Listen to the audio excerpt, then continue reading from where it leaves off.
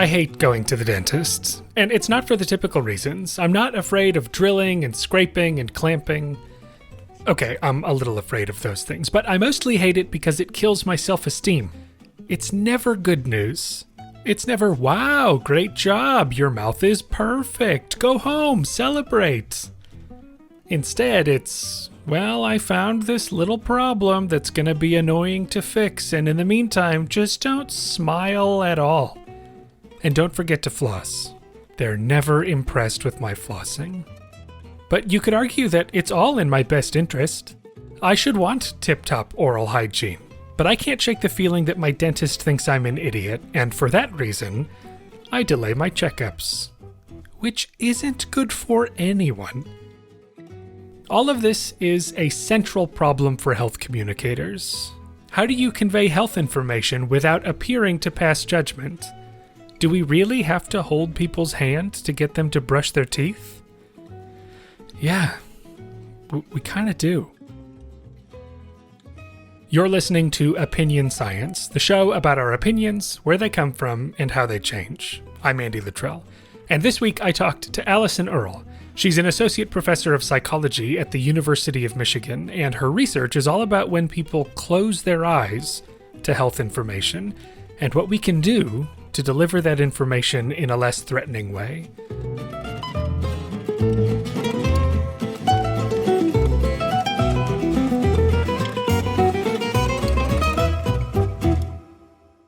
You know, in looking at the kind of work that you've done, my takeaway is that you are so I'm going to tell you what you're interested in, and you're going to tell me if I'm right. Which is, like, we often think about communication as conveying information, but in a health context, that tends to be kind of fraught for all sorts of reasons. And so the general theme of your work is like all the ways that can go wrong is one way that you can interpret that. Is that fair? I, in some sense, that is actually a fair assessment of the kind of work that I do. I would say that my research takes the approach of focusing on how receivers or how audiences take in messages. So a lot of the persuasion literature kind of focuses on what the source would do, right? So like it's our expectations as researchers, as scientists, as interventionists about what we think will work. So it's from the perspective of the source side. And there hasn't been as much work on the kind of like thinking about the recipient side. So thinking about how people actually engage with these messages once they land. So all of the ways that it can go wrong, all of the ways that people engage defensive processing of messages that they don't agree with, because almost always that's what health messages are, right? You're getting the message because you're doing something that you shouldn't be doing, that you need to change, that you should be doing more of. And so those messages almost by default end up in the kind of threatening message category. It's extremely rare that, you get the message that A+, good job, you're doing everything exactly perfectly that you possibly could for your health. Usually there's something in that message that indicates you need to do something differently.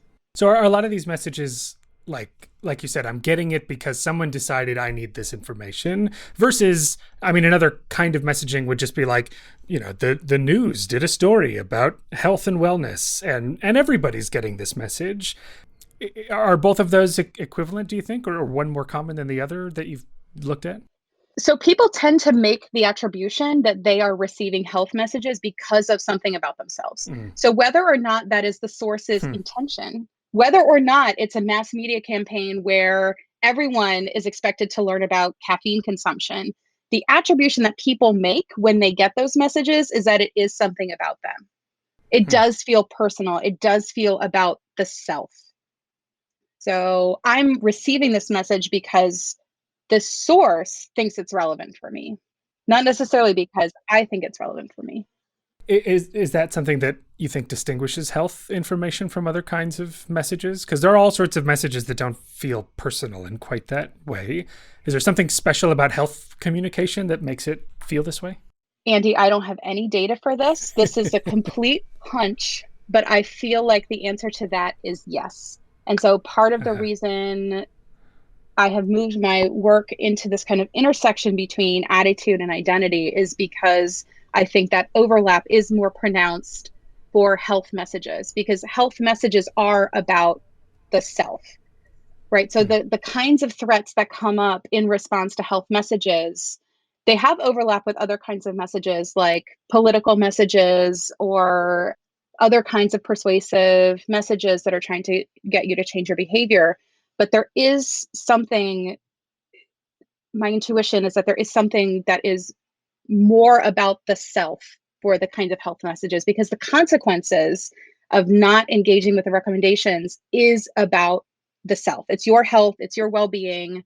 So it elicits a lot more fear and a lot more shame than other kinds of messages. So what's the problem?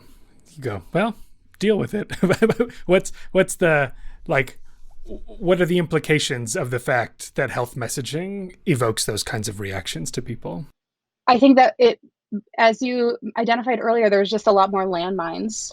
So it's just a lot more complicated to try to like thread the needle of how to get the message to recipients if all of these kind of defensive processes are engaged. So it's just more hurdles that we have to overcome to get the message out to audiences who could benefit from receiving them. Is there an example from your own work that you could give to sort of illustrate what that means, what those dangers are, and what those threats might be?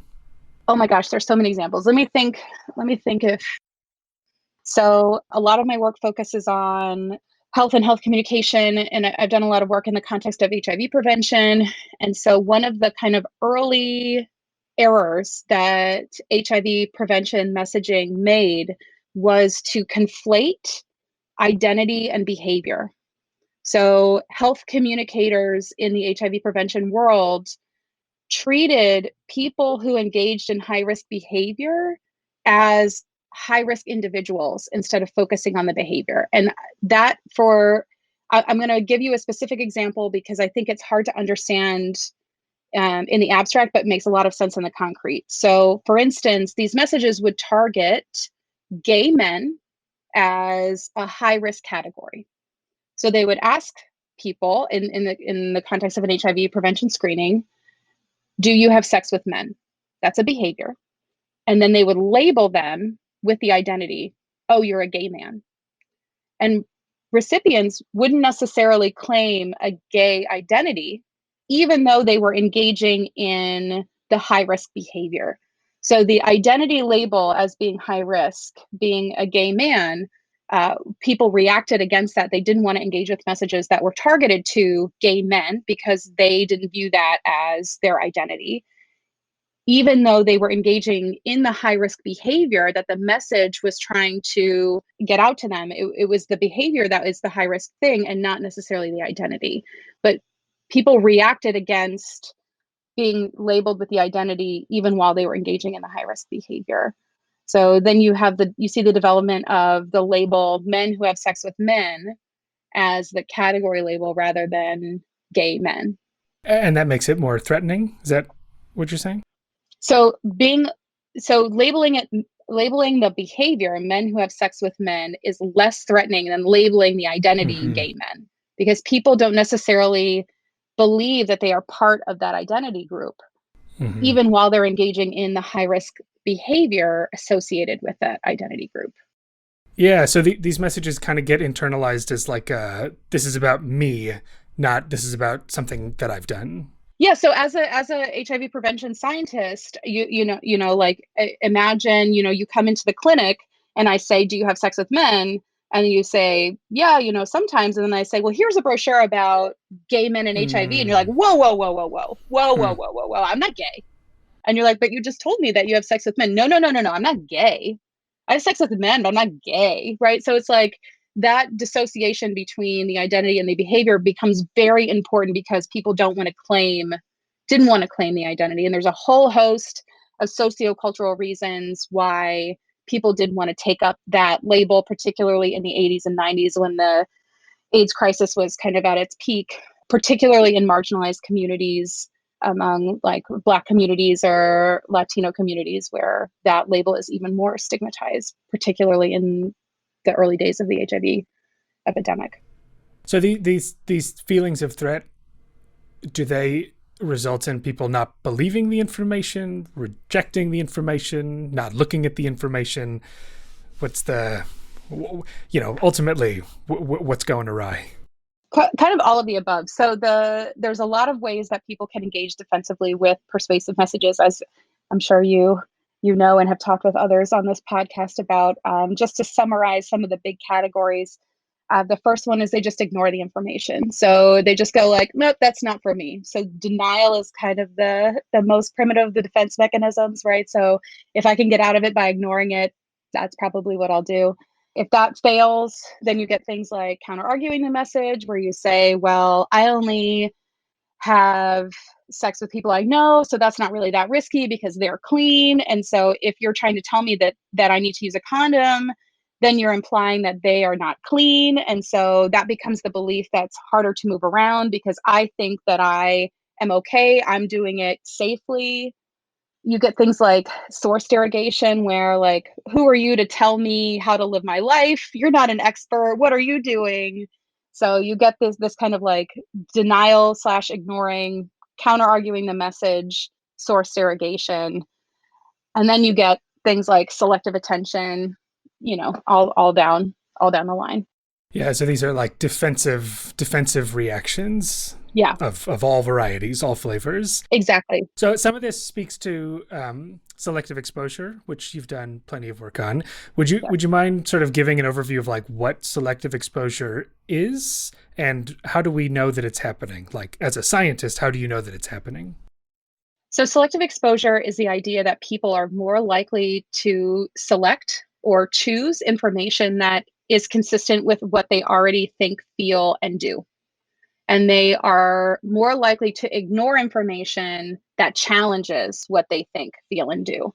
So in a health context, what you see is that people who are already engaging in health recommendations are more likely to participate in interventions targeting an increase or decrease in a behavior. So it's preaching to the choir. So one of the major problems with these interventions is self-selection bias, are these selective exposure biases. Who's going to show up for an intervention? People who are already on board with what you're trying to tell them. So it's really hard to get the people for whom the interventions are designed, the people who could most benefit from the message because they need to change. And so if you're presenting people with information, right, because I could just say, look at this, look at this information, you need to read this. You can still, I mean, people, like you said, they can have these defensive reactions. And so when you're doing studies and you can say like, some people show this bias toward rejecting or looking away from stuff that conflicts with their current worldview, and other people maybe don't show that bias as much. What do we actually see? Like concretely, what are you looking for? So in a selective exposure paradigm, what you would look for are things like, does a participant pick up a brochure in a waiting room? Does a participant watch a video that's playing in the waiting room while they're waiting to see their healthcare provider? Does a participant click on a link that's been shared with them with information about a health issue?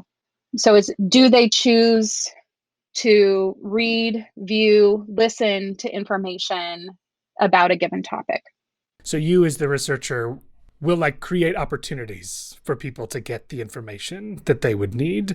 And then you look at ways in which they're either taking the bait or leaving it on the table.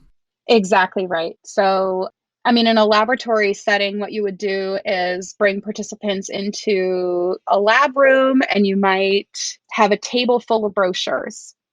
And you don't let them have their cell phone, you don't let them have their backpack, you don't let them have any other distracting devices.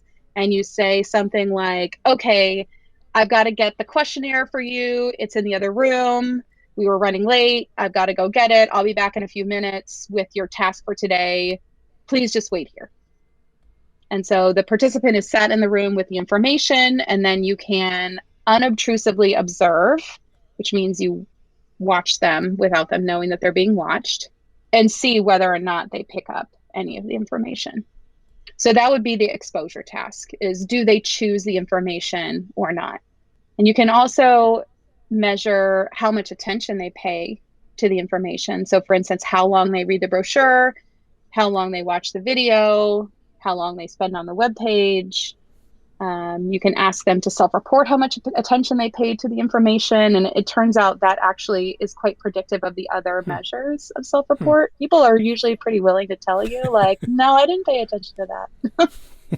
I don't really care for your brochure. They don't have my participants have never had a problem telling me they don't like the information I'm giving them.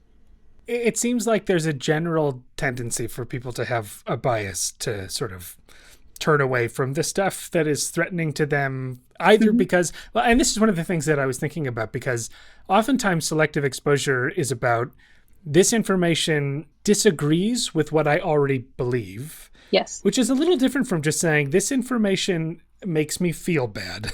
And then I Yeah. just don't want to look at stuff that makes me feel bad. I might secretly believe it, but I hate thinking about it, and that's why I won't touch it. Are those distinct? I think that's a great observation. And in a lot of my work, what we've seen is that these processes are driven by this affective component that people just don't want to feel bad. And it's not that they feel bad in the moment. It really is this like anticipatory affective response. Like, if I pick that up, I know that I'm not going to feel good. I'm going to feel bad if I read that. So it's an anticipated negative response. And so that kind of anticipatory piece is what shapes whether or not they pick up the information. So again, I think there is an absence of work looking at kind of how these processes play out across domains, right? So like you've said, in the kind of like political sphere or more of the belief relevant sphere, it is always the negative affect in relation to the specific belief. Right. And so that's more consistent with Festinger's original conceptualization of what dissonance is, right? It's that negative affective experience in response to two beliefs or a belief and a behavior conflicting.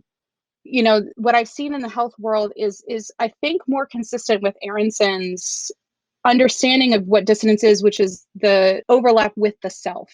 So it's like, I would be a bad person if I did this. And it's that self-reflective piece that's coming up when people are making the decisions about whether or not to engage with health information. So I'm a bad person. Like what we hear in the focus groups all the time is that people will say, I'm not the kind of person who needs to read about HIV. I'm not the kind of person who needs to think about condom use. And if I pick up that brochure in the waiting room, people are going to look at me like I'm the kind of person who needs that. So that's an identity threat, right? Like people are going to judge me if I pick this up. So I guess mainly what I'm wondering is whether this link between the behavior and the identity is malleable. Because you could say either you're a person who says, "Oh, that it's me being a good or bad person is not about these behaviors," and so they would go, "I'm not threatened by that information." Or maybe there are certain health behaviors that just aren't as identity relevant. Where if it's like, say it's some like rare genetic disease, and you go, it has no bearing on who I am as a good moral person, and so it's not threatening to me that you'd give me that information. So is that connection malleable in the way that I'm thinking? Yeah, it's hard to know because HIV is so stigmatizing in and of itself that even the content, just the HIV itself, may be enough to pull identity threats for people. So we've done some work with targeting messages, and this is the idea that this is a healthcare strategy that doctors utilize where you try to disseminate health information to people who are at high risk. So for instance, if a patient comes into the office, you might look at their chart and you say, oh, this is a 65-year-old patient with calcium deficiency and perhaps low bone growth. I might give them this brochure about osteoporosis. Or I might be more likely to give a female patient versus a male patient a brochure about breast cancer because the base rates for breast cancer are higher for women than for men. So targeting is a strategy that disseminates information to audiences based on some characteristic of the audience that puts them at risk for a condition. So it turns out that for racial identities, that this happens a lot, that doctors are very willing to give information to audiences based on their race, with race being one of the relevant risk factors for disease, right? So in the case of sickle cell anemia, for instance, you might be more likely to give an African American patient the sickle cell brochure than a white client, just because sickle cell anemia is much more common among African Americans. So the problem is that there are a lot of other conditions that are more prevalent among African American populations that have nothing to do with genetics. So for instance, there's a huge racial disparity in HIV. So for instance, African Americans account for about 13% of the US population and almost half of all new HIV infections. And so by the same logic that I just outlined for how doctors might make decisions about targeting information, doctors might also make the decision to give HIV prevention information more to African American patients than to European American patients. And what we see there is that it turns out that African American patients really, really, really do not like being targeted based on their racial identity. And we thought that would emerge for things like HIV, which has been historically linked with the African American community, but might be less likely to emerge for other kinds of health conditions like the flu. So like, why does it matter if you're being targeted to receive the flu information? That's not stigmatizing. That's not something about you, right? Like you can get the flu from touching a door handle. Like there's nothing stigmatizing about that. And yet, when African Americans perceive that they are being targeted to receive the flu information based on their race, they disengage from the message. They report feeling unfairly judged. They derogate the source. There's less recall of information from the brochure, and they have lower intentions and lower behavior in response to the message, the recommendations being advocated by the message. So it's not always about having stigmatizing information.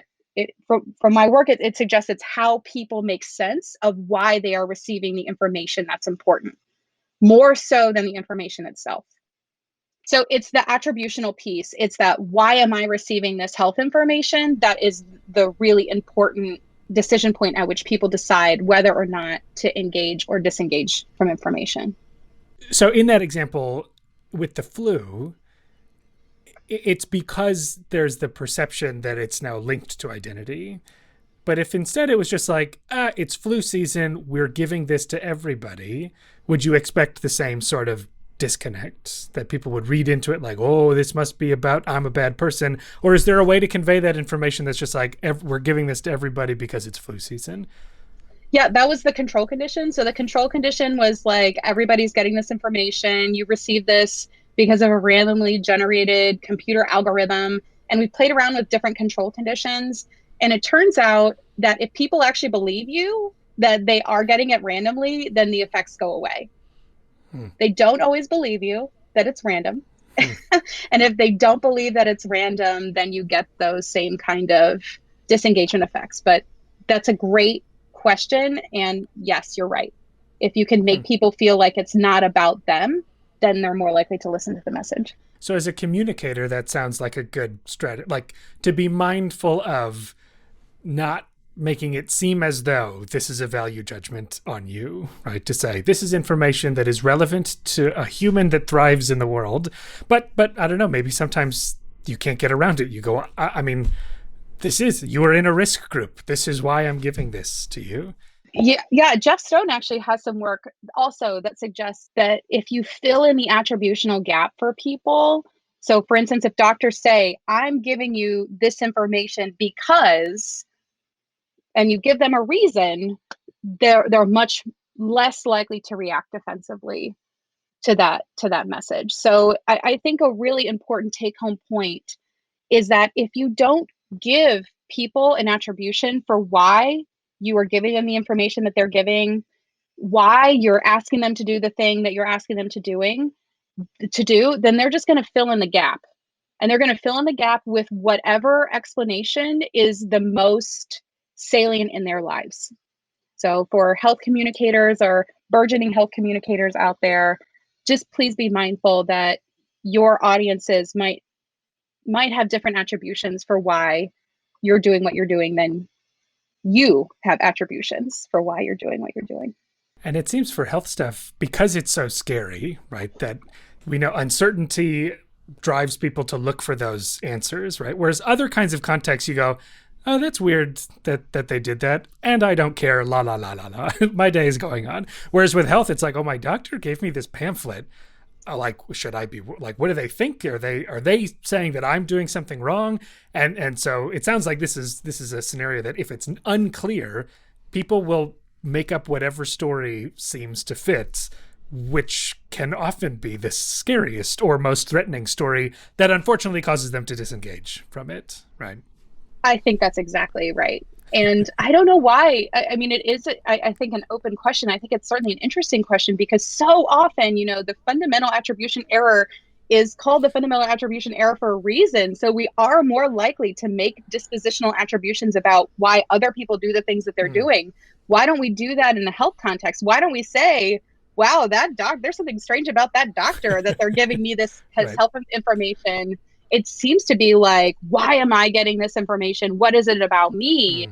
That is the kind of default attributional style. I'm not sure if it's something about the doctor-patient interaction or something about the kind of power differential or expertise differential that would be driving this. I think there's a lot. It's an open question as far as I can tell. But that's a really interesting point. Like, why is that the default attribution and how could we change it? And of course, it's too bad because all of these defensive processing styles are unfortunate in this context because they're turning people away from information that is useful for them. And it's sort of like, why can't we just go like, even if it seems threatening, I should buckle up and pay attention. So when I was looking at some of your stuff earlier, it reminded me that I have occasionally used like calorie counter apps, which always seem good in principle, but I hate doing them. But I find myself in these situations where I go like, I had a sandwich and I'm entering in the amount of bread, and then I go, but the bread on my sandwich wasn't as big as normal, so I'm going to say 1.8 slices of bread. And I go, who am I? I'm just lying to myself. What good is this? All it's doing is it's like this defensive reaction that all it's doing is acting against me, right? Which to me sounds like a lot of these health biases where people are actively shielding themselves from the very information that they might need to be healthy and productive in the world. I love that example, Andy. I think that is such a common example and in some sense, such a low stakes example. Like, who are you hiding from? Like, why are you lying about the size of the bread, right? But I totally resonate with that experience also, right? Like, who am I lying to? It's just me. But at the same time, it's like, but it was the end slice, right? So it was smaller. And that's the trick too, that I think with these sorts of things, you're reading into ambiguity, right? We know lots of these biases in psychology are reading into ambiguity and sort of massaging what's in front of you that's able to be massaged. It's not making stuff up out of nothing, right? It's not like, oh, I didn't have any bread at all. You'd be like, well, that's just a full lie. Whereas it's like, I don't know. It's so small. In the same ways that people, if they're threatened by this health information, can just go, well, maybe it's not. I'm just not going to worry about it right now, right? Rather than invent some falsity. I think that is a really excellent point. And I think that phenomenon that you're describing kind of transcends just the health domain. I totally see that in the way that people are responding in the world broadly. I mean, also specifically in the kind of COVID era and how people are responding to things like the face mask regulations that are being rolled out. There is a kernel of truth in all of these perspectives, and that those kernels grow into seeds that end up seeding different belief sets. And so initially there might be more overlap in the kind of information or beliefs that people are using. And then, they get watered and fertilized by the motivated reasoning that ends up pulling them in different directions. Maybe we could sort of end with that more hopeful. We've been pretty dour up to this point about how people will never pay attention to anything. But I saw a recent paper with a student of yours looking at how different practices might counteract those anticipated negative emotions you talked about. So like you said, I just know that this is going to make me feel bad. It's going to make me feel, upset or shameful or whatever you said. But you guys actually found a way to sort of make people a little more open to that in the face of what might otherwise be that distressing situation. Yeah. So we talked a bit earlier about how those kind of like expecting to feel bad is what drives a lot of avoidance of the health information. And so if you look at the learning literature, if you look at the selective exposure literature, what you find is that when people are in these kind of high arousal negative emotions, like you feel anxious, you feel nervous or worried, you're not going to take in information. That's true in a classroom and it's true in a health clinic. And so how can we help people get to the place where they are willing to engage with this information that could be potentially upsetting or could be difficult or could be hard?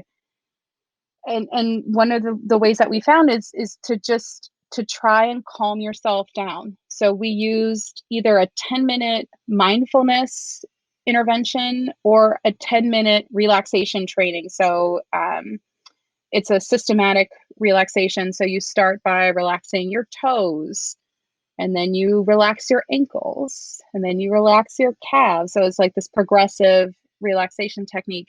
And both of those techniques, when people reported feeling calmer, so lower arousal, more positive emotions, were more willing to engage with health information, regardless of whether it was high threat or low threat. So across conditions, there was more engagement with the health information. And so what did that do? Like, what was that relaxation? Did it make the thing less threatening? Did it make it less scary? Or did it just make people sort of numb to the emotion that might make them feel? So we expected that what it would do is change people's kind of assessment of the information, their appraisal of the information as threatening or not. And that's not what happened. People were still like, oh, that information that you're going to give me, that is going to be scary. And I was scared by it. But it's something about getting yourself in this state of receptivity.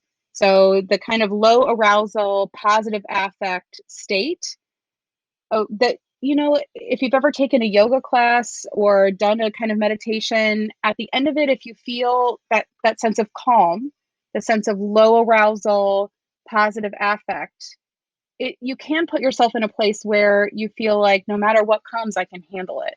And that is more likely to come out of this calm affective state than if you feel really ramped up and anxious or nervous or worried about what it is that you're gonna do. I mean, the kind of alternative hypothesis would be to warn you that the scary thing is coming. And when we warn you that the scary thing is coming, you're like, oh, okay, the scary thing is coming. Now I'm going to be afraid. And so those kinds of trigger warnings actually produce the opposite kind of response, where you get more avoidance, less engagement when people feel like what they're about to read is scary. So even though the trigger warnings paper wasn't in a health context, we see it as being kind of two sides of the same coin. It reminds me too of self-affirmation type interventions, which I think I have to imagine those have been used in the health context. Is that right? Yes. So Jenny Howell and James Shepard have a paper in Psych Science looking at self-affirmation and medical avoidance, so avoidance of medical testing. And they have found some pretty robust effects with the self-affirmation interventions in a health context. And so the idea of self-affirmation is all about sort of making you feel good about who you are, that I am a good person, my character is sound, which I'm guessing the reason that they would look at that is because, like you said, sometimes health messages seem to make you feel like you're a bad person. Whereas if before I get that information, I can just go, oh, I'm good. Like I'm solid in who I am. Bring on this information because I've sort of preemptively proven to myself that I'm okay. I'm guessing that's sort of the gist. Yeah, that's exactly right. And we actually conceptualized the paper, the mindfulness meditation paper, as being related to these self-affirmation manipulations. The the self-affirmation manipulation is designed to short circuit the threat by making you feel secure in yourself.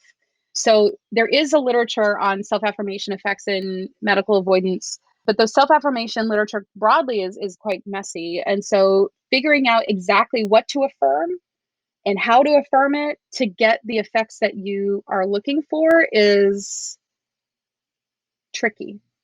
And so we were thinking of this kind of affective induction as a kind of less specific, more diffuse approach to getting at a similar place. And so we focused on that affective piece of having people feel calm without the kind of specific self-affirmation piece. To draw some lines, it reminds me a little, your PhD advisor has this idea of defensive confidence. Yes. It sort of seems like that, where at the time that, well, it was about selective exposure, right? At the time, It was. that people would say, I feel like I can defend my views, so bring on any information you have, and I'm willing to read it because I know that I can tackle it. And so it sort of seems like what these interventions are doing are giving people that defensive confidence in a slightly different way, but with the same kind of idea that you're saying, put yourself in a calm state of mind and assure yourself that even though, yes, you acknowledge the thing that's coming is scary, you're going to be able to come out it the other side all the better, because you'll now have powerful information and it won't have disrupted your mood for the day. Absolutely. So, I mean, that kind of like efficacy approach, ironically, so many times health interventionists think that the strategy is to make audiences feel vulnerable. So scare people into changing their behavior, shame people into changing their behavior, make people feel vulnerable so that they are receptive to changing what they're doing.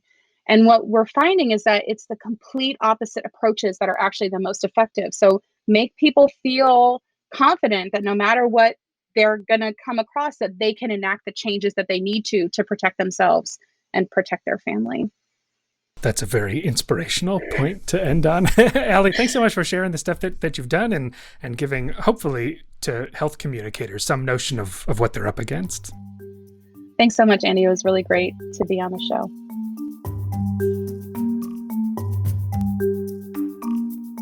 That'll do it for this episode of Opinion Science. Thank you to Allison Earl for coming on the show, and to learn more about her work, check out the show notes for a link to her lab's website. And I wanted to quickly follow up on one thing that came up in our conversation. Sometimes when I get to talking to fellow social scientists, I worry that we can slip into jargon, but I want this show to be enjoyed by anyone. So one of the jargony bits that came up today was something called self-affirmation. I'll talk about it more some other time on this show, but the gist is that when people take a second to remind themselves of their important values, reflect on what's truly important in life, it can make overwhelming circumstances a little more manageable. Basically, after you think about your core values, after you affirm the things that are important to you, any information that challenges the idea that you're a good, capable, ethical person is less threatening. So in persuasion, when someone tries to convince you to change your mind, it can often feel like that person is saying you're stupid and wrong for believing what you believe. But sometimes, we see that after people practice self-affirmation, they become more open to a new way of thinking about some issue because they no longer interpret the persuasive message as a threat to who they are. Same idea with health communication, as we talked about. Anyhow, as always, head over to opinionsciencepodcast.com to learn more about the show and to get a transcript of this week's episode. And you can follow us on Facebook and Twitter at OpinionSciPod. You can also rate and review the show on Apple Podcasts to encourage people to check it out. So give us your shiniest 5 stars if you can. All right, that's all for this week. Time to brush my teeth and floss, but they're never impressed with my flossing. See you next week for more Opinion Science. Bye-bye.